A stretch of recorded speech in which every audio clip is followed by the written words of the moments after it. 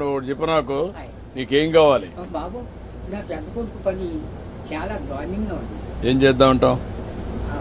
ఆ hospital hospital అండి విజయవాడ. వీళ్ళు బ్లడ్ ఆగిపోయి బ్లాక్ అయిపోయింది మొత్తం.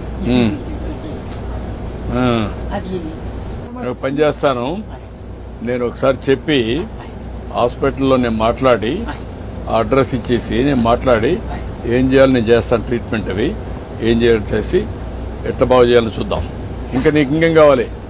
బాబు మా ఊరికి డ్రైనేజీ లేదండి, కానీ లంకకే. తర్వాత మన రోడ్డు పాడైపోయిందండి, మన మిల్లి కాడి నుంచి అలాగా ఆ పెద్ద రోడ్డుకి పారేసేది రోడ్డు. ఓకే, అది కూడా చేపిస్తా. అది నీకేం కావాలి? ఇంకో బాబు చిన్న రోడ్డు మా పాకల కాడి నుంచి చేపల చెరువుకి వెళ్ళిందండి. ఇప్పుడు నీకు ఆ పాకరే ఉంటావా లేకుంటే ఇల్లు కట్టుకుంటావా? ఇంటికాడే ఉంటాను.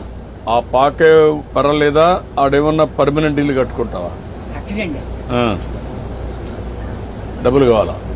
నేను కట్టిస్తే కట్టుకుంటావా? ఓకే, నేను ఇల్లు కట్టిస్తా నీకు.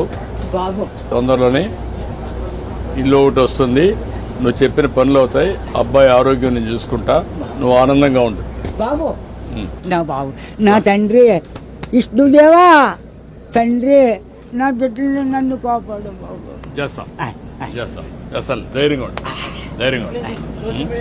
కలెక్టర్ గారు ఇది రాసుకోమ్మా, ఇది రాసుకొని 3-4 పనులు చేసేయండి. ఇల్లు ఒకటి 4 నెలలు ఇల్లు కట్టేయాలి. ఓకే, నేను చేస్తాను. ఓకే, ధైర్యంగా ఉండి చేస్తాను.